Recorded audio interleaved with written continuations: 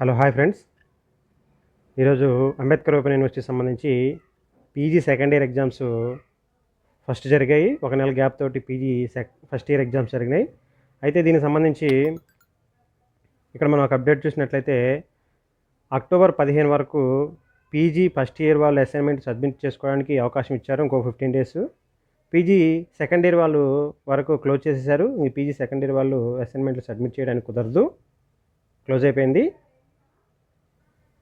అయితే PG second year వాళ్ళు already submit చేశారు కదా, దానికి సంబంధించి వాల్యుయేషన్ అనేది స్టార్ట్ చేశారు. ఆ వాల్యుయేషన్ స్టార్ట్ చేశారు.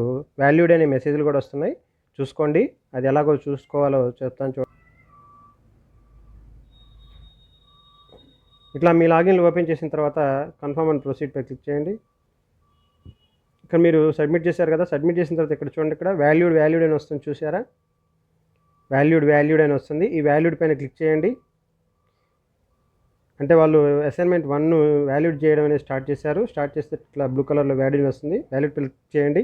ఇలా వచ్చినట్లయితే, ఒకవేళ రాకపోతే రాని వాళ్ళకి మెల్లగా చేస్తారు 1 by 1. దాని గురించి కంగారు పడాల్సిన అవసరం లేదు.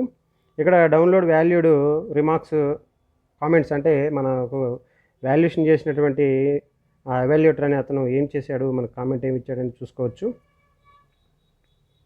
డౌన్లోడ్ చేసుకోండి. డౌన్లోడ్ చేసుకుంటే మనకి ఇక్కడ పీడిఎఫ్ ఫైల్ ఓపెన్ అవుతుంది. ఇది మనం సబ్మిట్ చేసినటువంటి డాక్యుమెంటు. ఈ డాక్యుమెంటు చివరిలో మనకి ఇక్కడ ఇస్తారు, చూడండి. వాల్యుయేషన్ అంతా అయిపోయిన తర్వాత చివరిలో కామెంట్ ఇస్తారు.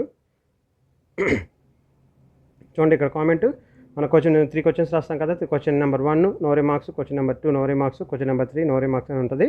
అంటే అన్నీ కరెక్ట్గా రాసినట్లే, అన్ని క్వశ్చన్స్ అటెంప్ట్ చేసినట్లే ఉంటుంది. క్వశ్చన్ నెంబర్ నో రిమార్క్ వచ్చినట్లయితే అతను బాగా మంచిగా రాసినట్టు, దాని తగ్గట్టు మార్కులు వేస్తారు. ఇంకా ఏదైనా రిమార్క్ రాసినట్లయితే రీసబ్మిట్ అని, లేకపోతే ఇక్కడ అవకాశాలు ఏముంటాయంటే రీసబ్మిట్ అనే అవకాశం ఉంటుంది, లేకపోతే నాట్ వ్యాలిడ్ అని ఉంటుంది. క్వశ్చన్ నెంబర్ ఏమైనా మిస్టేక్, ఒక దానికి బదులు ఇంకో ఆన్సర్ రాసిన, లేకపోతే క్వశ్చన్స్ ఏమైనా మాడిఫికేషన్ ఉంటే దానికి సంబంధించిన రిమార్క్స్ అనేది ఇవ్వడం జరుగుతుంది. ఇలా మీకు వచ్చిన రిమార్క్స్ని ఆధారం చేసుకొని మళ్ళీ ఏమైనా రీసబ్మిట్ చేయమంటే రీసబ్మిట్ చేసుకోవడానికి మీకు లాగిన్ ఇస్తారు. దాని గురించి కంగారు పడద్దు. ఈ విధంగా మనం రాసిన అసైన్మెంట్లని చెక్ చేసుకునే అవకాశం ఉంది. ఈ విధంగా మీరు చెక్ చేసుకోండి. Thank you. ఏమైనా డౌట్స్ ఉంటే కింద కామెంట్ సెక్షన్లో కామెంట్ చేయండి. అలాగే మన ఛానల్ని తప్పకుండా సబ్స్క్రైబ్ చేయండి. Thank you.